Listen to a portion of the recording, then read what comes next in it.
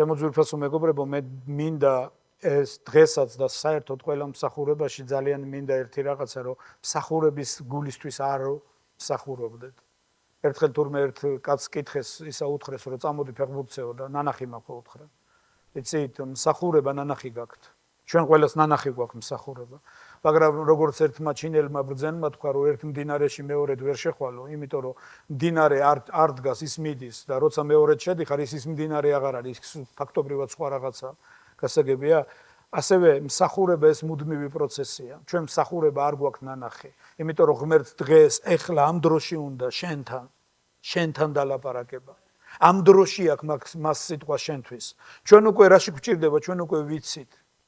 იცი, არსებობს რჯულით ცხოვრების წესი. გახსოვთ ერთხელ თემა გქონდა ჩვენ ეკლესიაში და ამაზე ვილაპარაკეთ და ეს არ არის თემა მოსასმენი. ეს ცხოვრების პრინციპა თუ ვაქცევთ ამას, ძალიან კარგი იქნება ჩვენ ცხოვრებაში. მანა, რატო იყო მანა სულ ყოველთვის ახალი საჭირო? რატო არ შეიძლებოდა გუშინდელი მანა გამოგეყენებინა? იმიტომ რომ გუშინდელი მანა ფუჭდებოდა. იცით, მანა იყო ზეციდან, იცით, როცა ისრაელი უდაბნოში იყო და საჭმლის მოპოვების არანაირი შანსი და არანაირი საშუალება არ ჰქონდა, ყოველ დილით რო გამოდიოდნენ, სვარივით იყო რაღაცა დაფენილი თეთრად მიწაზე. და როცა გაშინჯეს, აღმოაჩინეს, რომ თაფლში მოზერილი პურის გემო ჰქონდა მას.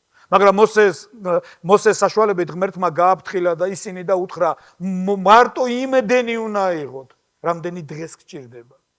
ზედმეტის აღების შემთხვევაში ის ფუჭდებოდა. მატლი ესეოდა. გუშინდელ მანას ვერ გამოიყენებდი დღეს. გასაგებია? ყოველ დღე ახალი უნდა ყოფილიყო ეს მანა. ყოველ დღე ახალი უნდა ყოფილიყო ეს. გასაგებია?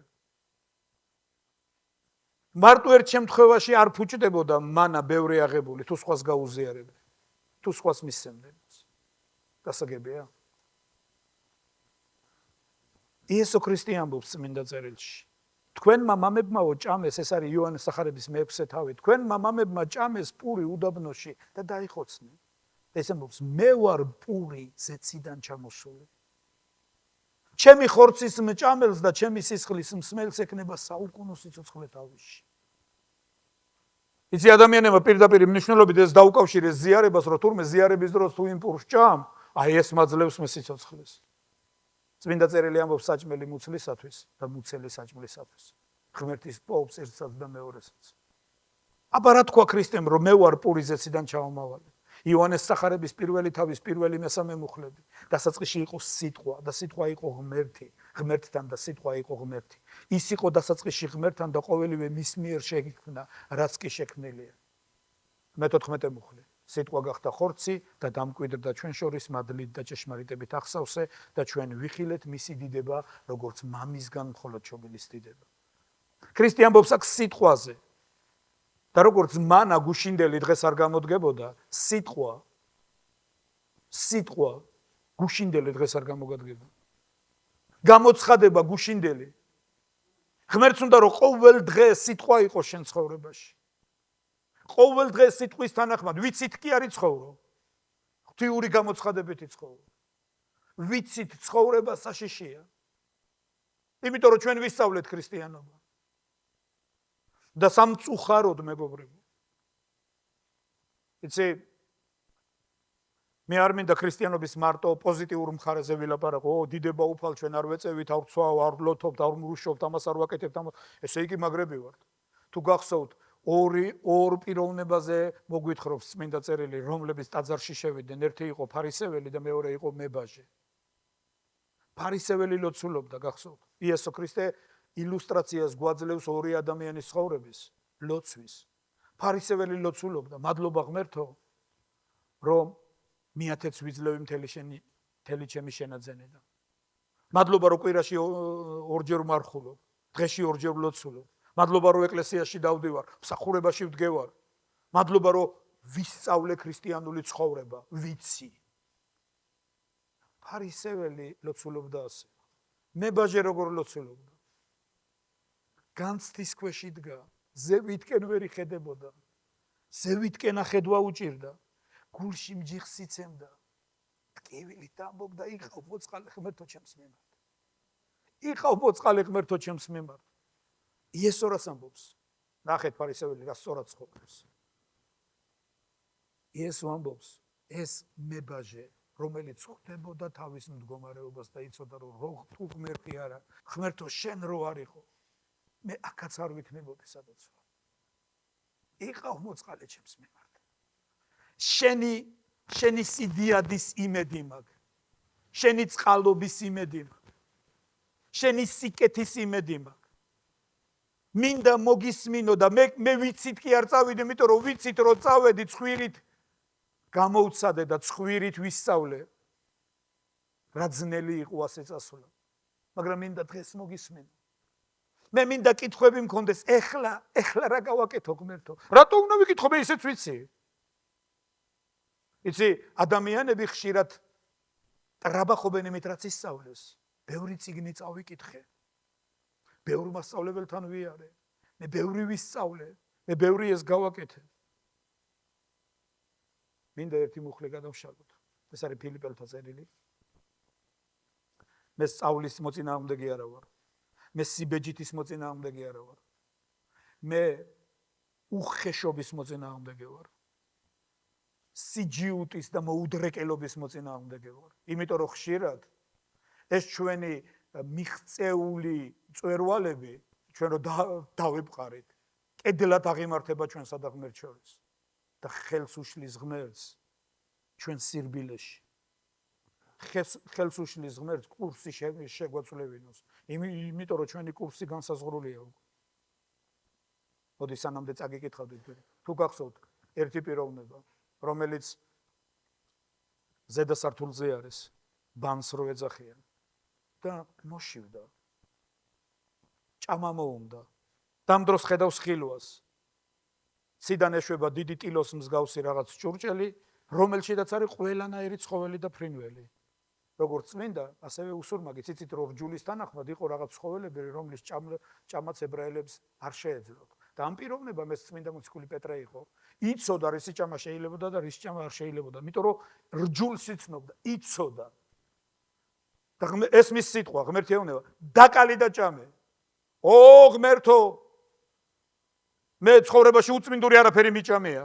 ამას როგორ მეუბნები უფალო? ბედავს და ღმერთს ეწინააღმდეგება. განმეორდა მეორეთ ეს. ისევ ეშვება ეს ჭურჭელი. ზეუნო დაკალი და ჭამე. ღმერთო რას მეუბნები? პეტრე ფიქრობდა რომ ღმერთი ახლა გამოცდას მიწყობს, აბა თუ გამოვიჩენს სისუსტეს. იცი ჩვენ ცხოვრებაში ხშირად ასეა. ჩვენ ისეთი დარწმუნებები გვაქვს ცხოვრებაში, სიმაგრეებად აღმართული, რომ გონი ეს არის თავარი. ღმერთი ეს ხდება უკვე. ის კი არ არის ღმერთი, ეს არის ღმერთი, რაც მე ვიცი. არა ღმერთო, მე ამის გამკეთებელი არა ვარ.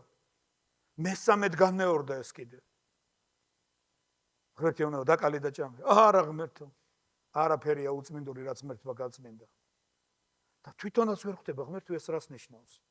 და იცით რომ კორნელიოსისგან წარმოგზავნილი მაცნეები იყვნენ კარებში ამ დროს. და მიხვდა პეტრე რომ ეს ხილვა არ იყო შემთხვევით. წარმართებთან უნდა წავიდე? მე სვეტი და ვიღაცა წარმართის სახში მესად უნდა წავიდე. მე რა მინდა იქ? ჩემი ფეხი არ იქნება იქ. არა ღმერთმა უთხრა. დავიგონეო კორნელიოსის ლოცვა.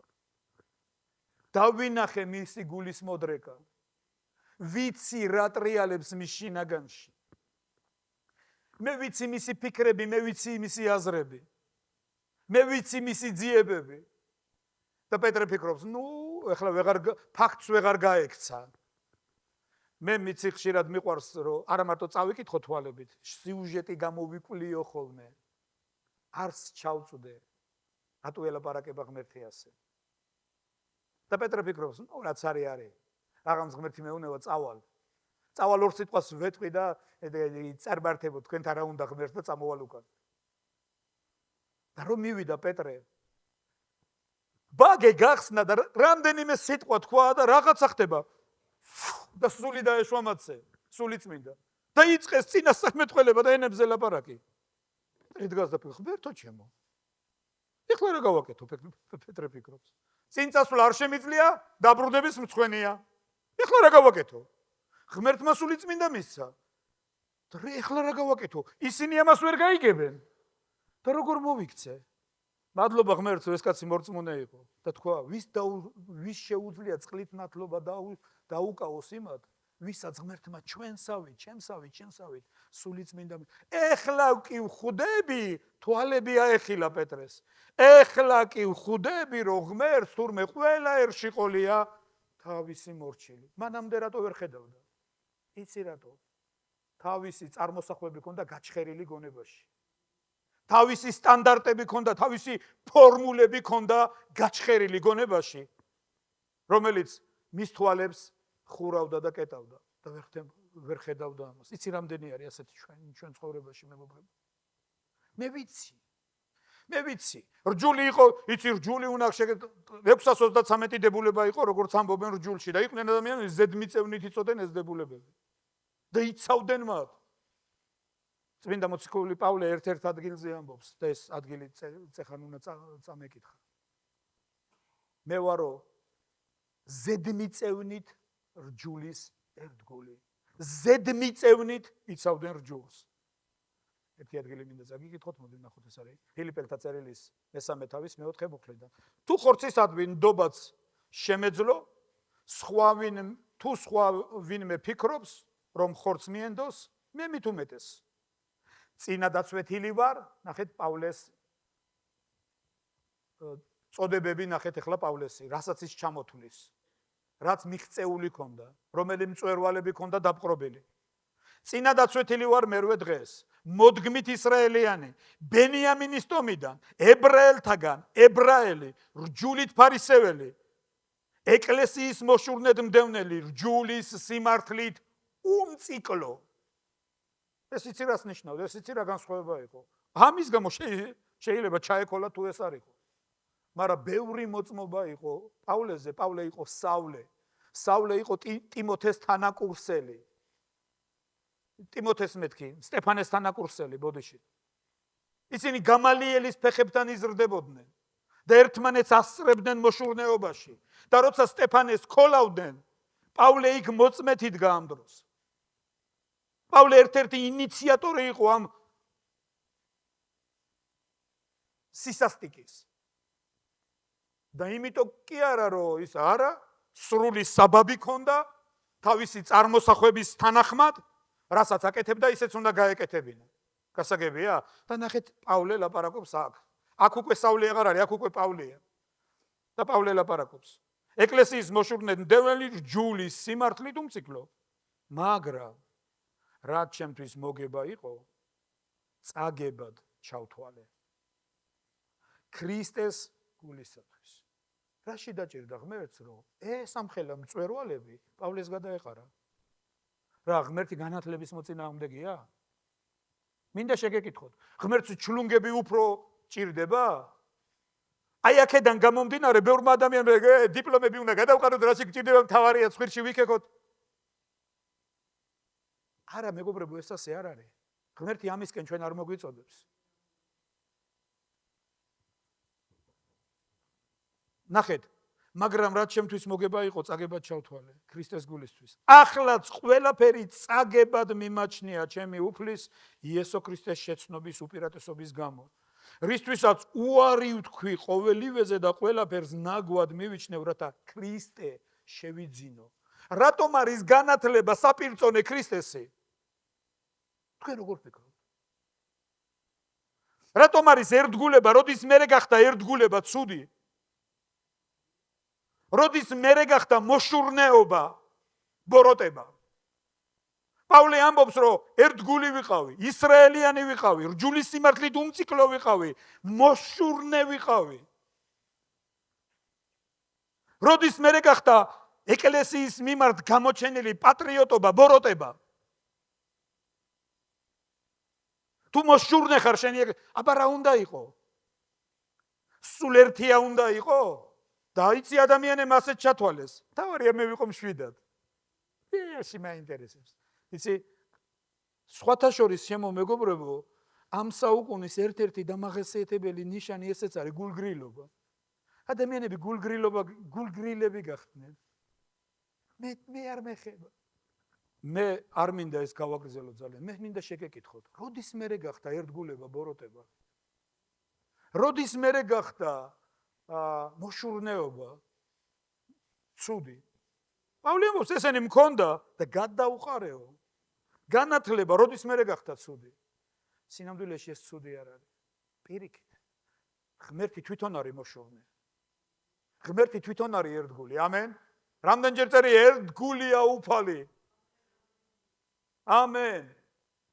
მაგრამ რატო გახლო პავლეს ერთგულება, მაგრამ პავლეს ერთგულება ღვთის ერთგულებიდან არ გამომდინარეობდა და ეს იყო ცუდი. არსებობს ერთი სიტყვა. განარჯული არის ბოროტება. იგივე პავლე რომაელთა მე-7 თავში ამბობს, რომ რჯული წმიდა არისო. ვაუ! თუ წმიდა არის, ცუდი რაღაცო გახდა. არის ერთი კარგი სიტყვა. თვითრჯული. როცა თვითრჯული ხდები, ეს არის ბოროტება. როცა თვით ერთგული ხდები, შენი წარმოსახვების ერთგული რო ხდები, შენი ინტერპრეტაციების ერთგული რო ხდები, ეს არის ბოროტება. თვითრჯული რო ხდები, ღვთის რჯულს შენ სასარგებლოდ რო შემოატრიალებ და თვალთმაქცობას იწყებ, ეს გაშორებს ღმერთს. კი არ გაახლოებს ღმერთს, ეს გვაშორებს ღმერთს. ამიტომ ამბობს წმინდა მოციქული, რა ჩემთვის მოგება იყო, წაგებად ჩავთვალე, იმიტომ რომ აქ წერია ნახეთ, ახლაც ყველაფერი წაგებად მიმაჩნია ჩემი უფლის იესო ქრისტეს შემეცნების უპირატესობის გამო, იმიტომ რომ შენი ინტერპრეტაციებით ქრისტეს კი არ შეიმეცნებ, მას შორდები. გახსოვთ ქრისტე ეუბნება მათ. იოანეს სახარების მერვე თავი 32 მუხლიდან. ელაპარაკა ქრისტე იმ იუდეველებს, რომლებმაც მისი ირწმუნეს. გახსოვთ? გადავშალოთ მოდი. ეს არის იოანეს სახარება. მე ისე უკან დავბრუნდეთ. იოანეს სახარება მერვე თავი 32 მუხლიდან. მოდი 31-დან. მაშინ იესო მიუგო იმ იუდეველებს და მიმართა მისი რომ ირწმუნეს. ანუ ეს ვიღაც ურწმუნოები არ იყვნენ. ეს ვიღაც ზილოტები არ იყვნენ. ეს ვიღაც სადუკევლები და ფარისევლები არ იყვნენ. ის იუდეველები იყვნენ, რომლებმაც მისი ირწმუნეს. ეკლესიაში მოვიდნენ. მისი ქადაგების მოსასმენად. გასაგებია? და ქრისტე ელაპარაკება ამ ხალხს ახლა, მისი რო ირწმუნეს. 32 მუხლი. მოდი ისე 31-დან. თუ ჩემს სიტყვაში დარჩებით, ჭეშმარიტად ჩემი მოწაფეები ხართ. რა არის აქ გაუგებარი? ქრისტემ უთხრა, თუ ჩემს სიტყვაში დარჩებით, ზოგადად სიტყვაშიო კი არა. იმიტომ რომ იმათ პრეტენზია აქვს, რომ ღმერთს იცნობენ უკვე. გასაგებია? და ქრისტემ უთხრა, თუ ჩემს სიტყვაში დარჩებით, ჭეშმარიტად ჩემი მოწაფეები ხართ და შეიცნობ ჭეშმარიტებას. რა ჭეშმარიტება შევიცნობ? მე ჭეშმარიტება ვიცი უკვე. ჯულის დამცველი ვარ, ფარისეველი ვარ. მთელი განათლების სკოლა მაქვს გავლილი. აი ამ დიდ რაბინებთან ერთად დავდივარ. ყოველ დღეში ორჯერ ვლოცულობ, კვირაში ორჯერ მარხულობ. მეათეც ვიძლევი მთელი ჩემი შენაძენიდან. ჩემს პირს არ მიკარებია თამბაქო. ჩემს პირს არ მიკარებია სპირტიანი დასალევი. მე მაცვია გრძელი სამოსი. აი ესეთი კულულები მაქვს, ესეთი ფილაქტერიონები მაქვს დამაგრებული ლოცვის დროს. მე ჭეშმარიტება ვიცი უკვე. როგორ მაკადრებ მაგას და როგორ მეუბნები თუ ჩემს სიტყვაში დარჩები. იცით დღეს ეკლესიაშიდაც ბევრი ლაპარაკობს ასე. ჩვენ უკვე ვიცით. ერთხელ ერთი მეუბნებოდა, მე ღმერთი გავიცანი. როგორ გაიცანი ღმერთი? ღმერთს ხო სამყარო ვერ იტევს და შენ როგორ გაიცანი? როგორ შეძელი ღმერთი დაინახე ყველა მხრიდან? შენ რო გონია რომ გაიცანი, ეს შეიძლება მისი მემილიონი ნაწილიც არ იყოს. გასაგებია? შეუძლებელი ადამიანმა ღმერთი გაიცნოს. 10 ცხოვრება არ გეყოფა ალბათ ამისთვის. ამიტომ მუდმივი ურთიერთობა არის ღმერთთან საჭირო. და როცა ღმერთთან მუდმივ ურთიერთობაში გარწმუნებ, ყველა დღე განსვიფრებული იქნები.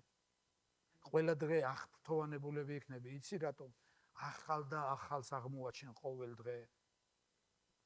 ღმერთის სიყვარული მზეს გავს, ერთი საკალებელი რო არის. ყოველ დილით ახალი, ყოველ დილით ახალი. ამიტომ ამბობს ღმერთი, ვიცით, ნუ იცხოვრებ. გუშინდელი მანა დღეს არ გამოგადგება. გაგიფუჭდება ის და შენს გაგაფუჭებს და შენს წარმოსახვებს გააფუჭებს.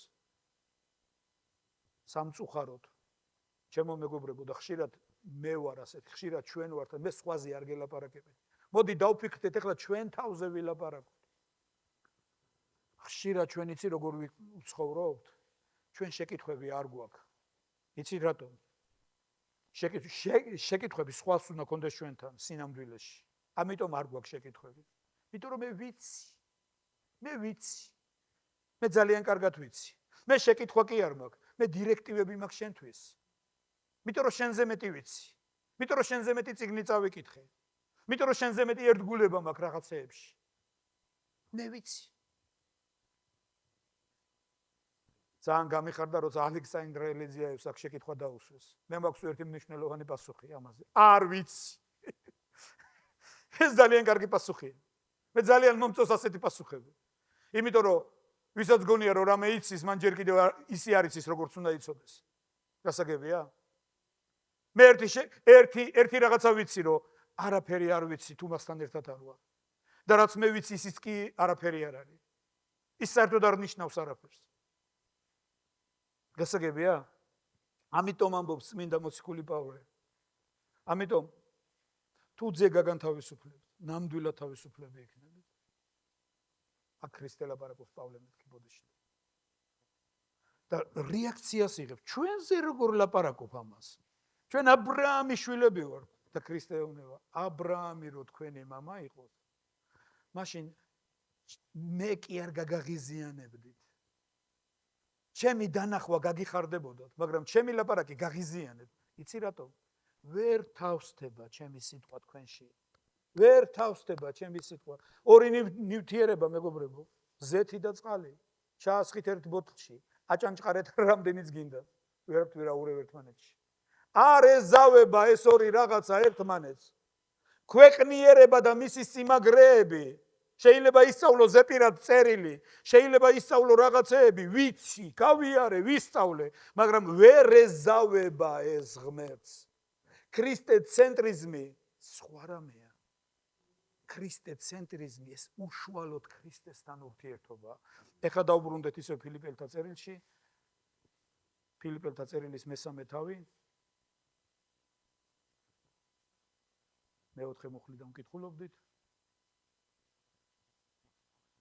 მერვე მუხლი წავიკითხეთ. ეხლა ყველაფერი წაგებად მიმაჩნია. ჩემი უფლის იესო ქრისტეს შემეცნების უპირატესობის გამო, რისთვისაც უარი ვთქვი ყოველივეზე და ყველაფერს ნაგვად მივიჩნევ, რათა ქრისტე შევიძინო.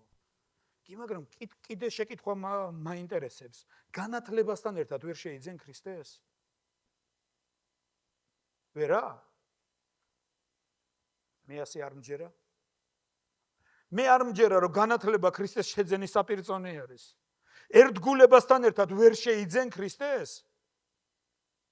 ესე იგი ერთგულება უნდა დაკარგო, რომ ქრისტე შეიძინო? მოშურნეობასთან ერთად ვერ შეიძენ ქრისტეს? მინდა შეგეკითხოთ. ანუ მოშურნეობა უნდა დავკარგო, რომ ქრისტე შევიძინო? ესე იგი განათლება უნდა დავკარგო, რომ ქრისტე შევიძინო? მოშურნეობა უნდა დავკარგო, რომ ქრისტე შევიძინო? ერთგულება უნდა დავკარგო, რომ ბევრმა ასეც გაიგო. არა, მეგობრებო. ღმერთს უნდა რომ განათლებაც გქონდეს.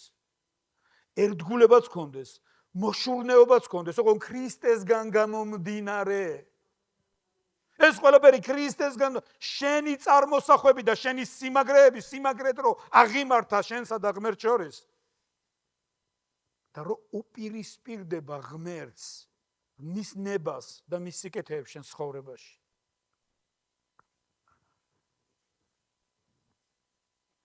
და აღმოჩნდე მასში, არა ჩემი სიმართლით, აი ხედავთ, ნახე რას ამბობს პავლე. და აღმოჩნდე მასში, ანუ ქრისტეში, არა ჩემი სიმართლით, რომელიც რჯულიდანაა, არამედ იმით, რაც ქრისტეს რწმენის მეშვეობით არის რწმენაზე დამყარებული ღვთიური სიმართლით. რათა შევიცნო იგი და მისი აღდგომის ძალა და მის ტანჯვებში მოზიარეობა, რომ მის სიკვდილს მივემსგავსო, რათა როგორმე მივწვდე მკვდრეთით აღდგომას, არა იმიტომ რომ უკვე მივახციე, ან სრულქმნელი გავხდი, არამედ ვისწრაფი რომ იქნებ მივახციო, როგორც ჩემამდე მოაღწია ქრისტე იესო. და ძმებო, არ მიმაჩნია რომ უკვე მივახციე მე-13 მუხლი, არამედ ერთს ვაკეთებ, ვივიწყებ რაც უკან დარჩა და ვილტვი იმისკენ, რაც ჩემს წინაა. ვილტვი მიზნისკენ ქრისტეს უზენაესი მოწოდების ჯილდოსკენ ქრისტე იესოში. აი ეს არის. პავლე ამბობს, მე გუშინ რა იყო ის აღარ მაინტერესებს. მე უფრო მინდა წინ ვარ გაფაციცებული, ის არ მინდა გამოვჩეთ. მე როცა გუშინდელზე ვარ ორიენტირებული, მე ვიცი, მე ვისწავლე, მე ვიცი. ხშირად არის ჩვენ ცხოვრება, პატარა ბავშვი ხო არა ვარ, ნეტა პატარა ბავშვი ვიყო. პატარა ბავშვებს სულ შეკითხვები აქვს. როგორები არიან პატარები? ხშირად მომაბეზრებლები, ეს რა არის? ეს რა არის? იცი რატო აკეთებენ ამას? ისინი ეხლა ეჩვევიან სამყაროს, ეხლა ადაპტირდებიან სამყაროში, ეხლა ირგებენ სამყაროს, ეხლა ეცნობიან სამყაროს და მით უარი ეს კითხვა, ეს რა არის? ჩვენ რაში გვჭირდება? ჩვენ ვიცით. ჩვენ უკვე ვიცით. ჩვენ ვიცით ღმერთმა როგორ შექმნა სამყარო, ვიცი როგორ შექმნა უფსკულები, ვიცი, ყველაფერი ხარ რა იქნება, ისიც ვიცი. მე ყველაფერი ვიცი. ამიტომ შეკითხვები აღარ მაქვს, მე მარტო დირექტივები მაქვს. თუ ყურადღებიანი ხარ, ღმერთი გელაპარაკება რაღაცას. იცით, რატო დაიწყო შიმშილობა ქანაანში, რატო მოუწია აბრაამს ეგვიპტეში წასვლა? იცით რატო? მოусმენლობის გამო. გამოკლეული გაქვთ ეს? როცა ღმერთი დაელაპარაკა აბრაამს და უთხრა, გამოდი მამაშენის სახლიდან, რამდენი გამოდიო ღმერთმა რა უთხრა? შენ და შენი ცოლიო. აბრაამ რა გააკეთა? მან გაიგო მარტო გამოდიო. მეტი არაფერი. წამოიყვანა თავის ძმისშვილი, თავის ბიძაშვილი, მამა, ისა და 200 კაცი გამოვიდა და ქანაანში 2 კაცის ადგილი იყო. 2 კაცის ადგილზე 200 კაცი როგორ იცხოვრებს? დაიწყო შიმშილობა. იცით ხშირად რატო დგება პრობლემა ჩვენს ირგვლივ? იმიტომ რომ არ გვესმის, მოსმენა არ გვინდა, ვიცით უკვე. რატო უნდა მოვისმინოთ? რატო უნდა დავსვა შეკითხვები? რატო უნდა მივიდე? როცა ამას ვლაპარაკობ, ხშირად გონიათ რომ პასტორზე ვლაპარაკობ. მე ახლა როგორც პასტორი არ გელაპარაკებით, როგორც ერთი თქვენნაირი რიგითი ადამიანი ვლაპარაკობ. რატო უნდა ვკითხო პასტორს?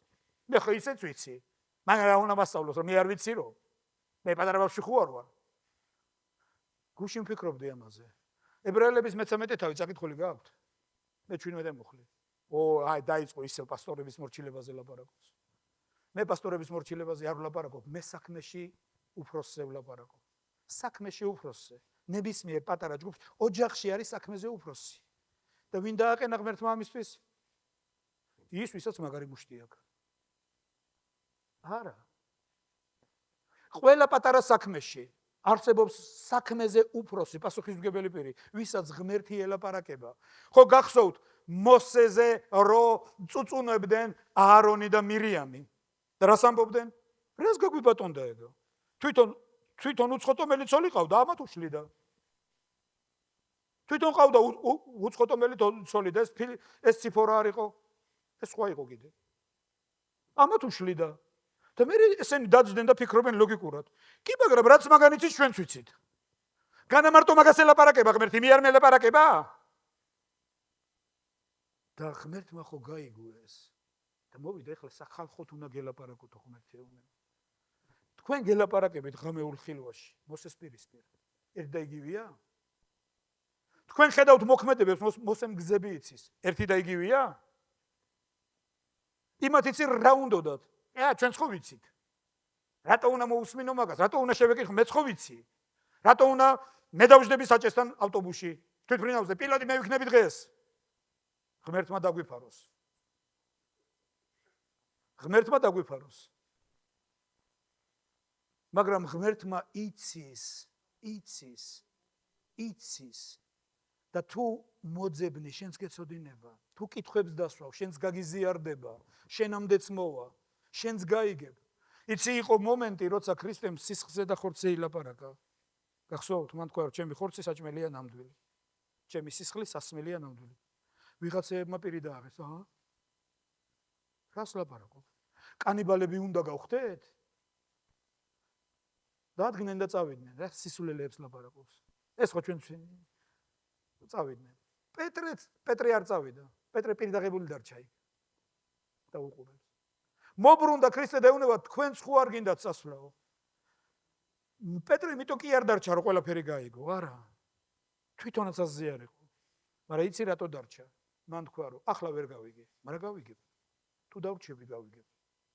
შენთან ურთიერთობაში გამეხსნება, გამიცხადდება, გავიგებ. გასაგებია? მეგობრებო, ებრაელების მე-13 თავის მე-17 მუხლში წერია. გადაშალეთ ჩემთან ერთად. ებრაელთა წერილი 13 თავი და მე-17 მუხლი. მოусმინეთ თქვენს წინამძღოლებს. არ წერია პასტორები აქ სხვათა შორის. მადლობა ღმერთს რომ არ წერია. მოусმინეთ თქვენს წინამძღოლებს და დაემორჩილეთ მათ. დღეს ისი როგორ არის? ეხლა თქვენ მისმენთ? მოსმენა ნორმალურია. არ მაწყვეტინებთ, ნორმალურია. დღეს ესე ნორმად გახდა. ხო ვისმენთ? მაგრამ აქ მარტო მოსმენა არ წერია. რა წერია? და ეო თუ და ი აქ წერია დაემორჩილეთო, მაგრამ ბევრმა გაიგო დაიმორჩილეთო. და ლაგამი აქვს გამზადებული. როგორ მე დაგიმორჩილონ? გასაგებია? მაგრამ აქ წერია დაემორჩილეთო და მადლობა ღმერთს ამისთვის. დაემორჩილეთ წერია და არა დაიმორჩილეთ. იცი რატო ხდება ბევრი გაუგებრობა? იმიტომ რომ დამორჩილებას ცდილობენ. იცი რატო შეიძლება მე კონფლიქტში შევიდე ჩემ წინამძღოლთან? მის დამორჩილებას რო დავიწყებ, კონფლიქტში შევალ აუცილებლად. გასაგებია? აქ ერთი კარგი რაღაც წერია მერე.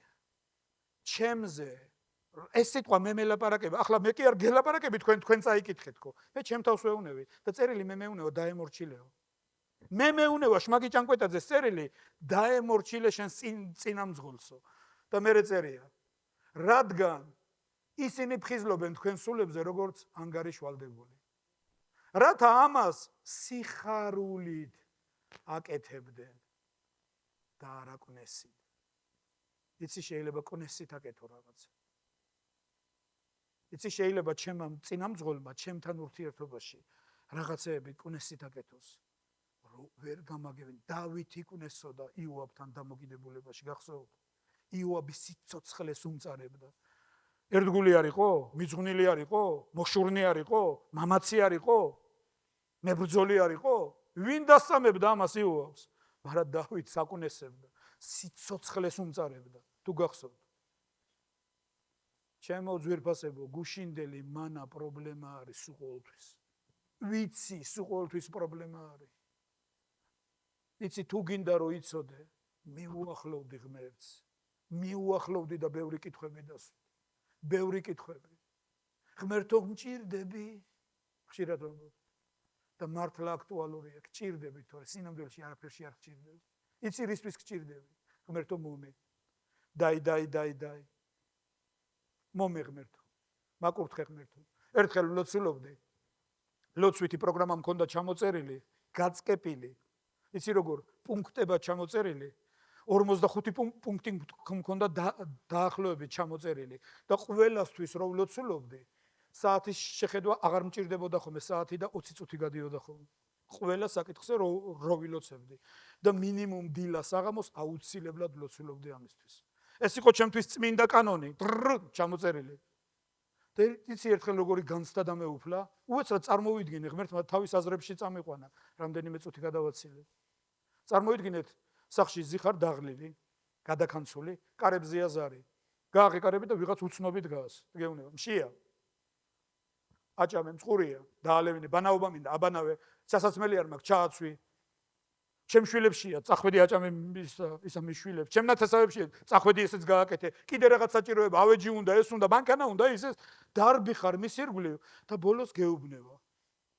მადლობელი არ ხარ, რამდენი რამე გთხოვეო.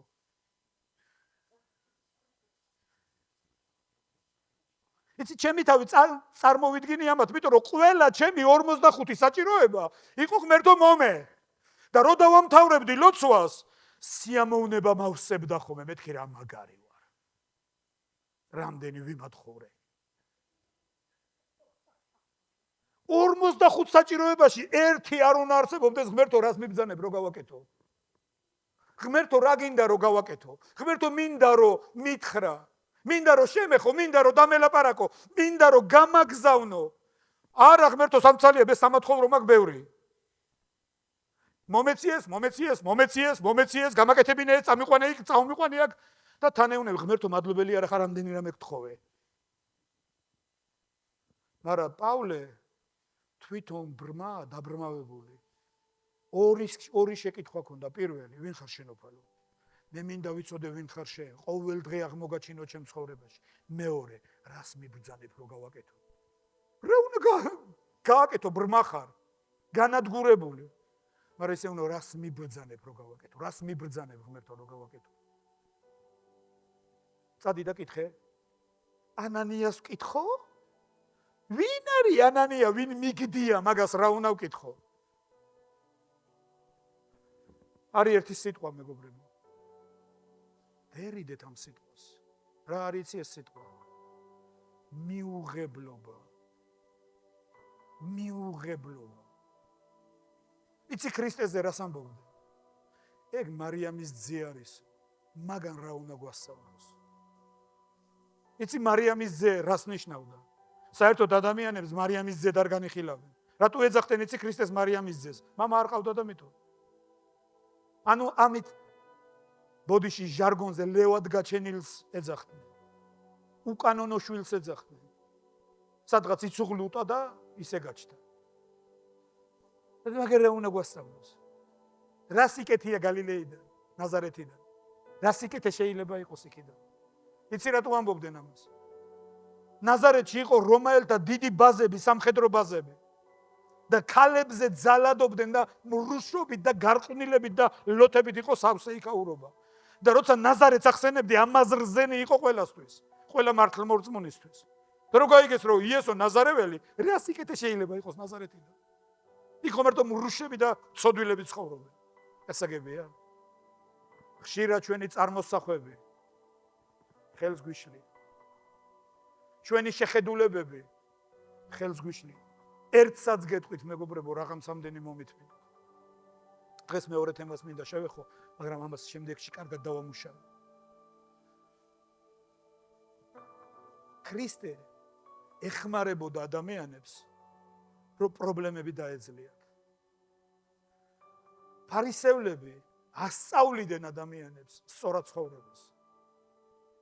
ფარისევლებთან არავინ დადიოდა და ქრისტეს ხალხი დადევდა უკან. რატო? ქრისტე არ იყო ეკალი მათთვის. ქრისტე არ იყო ტვინის ბურღი მათთვის. ქრისტე არ იყო წვეტიანი მათთვის. ქრისტე თანაზიარება იყო, გაზიარება იყო, ტკივილში შესვლა იყო. ქრისტე ამბობდა მკურნალი ავადმყოფებს სჭირდებათ. და ისინი კიდე ასწავლიდნენ ნორმებს. გახსოვთ, ბრმას თვალები აუხილეს, ესენი მოვიდნენ ცოდვილიაო, ის თვალები აგიხილა. იმიტომ რომ შაბათს მოხდა ეს. მეგობრებო, ერთი რამე გაიგეთ. ჩვენ ყველაზე მეტი რისი აშენებად შეგვიძლია? ურთიერთობა.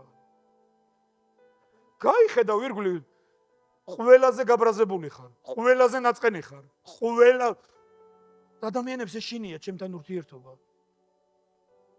ვერტო ლაწანი არ გამადინოს ახლა. ამიტომ არის ხშირად რომ თვით რჯულები ვხდებით. ვკეტავთ გზებს, არც ჩვენ შევდივართ, არც სხვას უშვებთ. ასაგებია. მე ვფიქრობ დღეს ღმერთი დაგველაპარაკა რაღაცას. იმიტომ რომ მე დამელაპარაკა ღმერთი თვითონ. ასე რომ მოდი მოусმინოთ ღმერთს. მოდი შევცვალოთ რაღაცეები. მოდი შევცვალოთ დამოკიდებულებები. მოდი შევცვალოთ მიდგომები. ერთმანეთთან ურთიერთობა, ერთმანეთთან დამოკიდებულება, ჩვენ ხომ ყველანი დები და ძმები ვართ იესო ქრისტეში.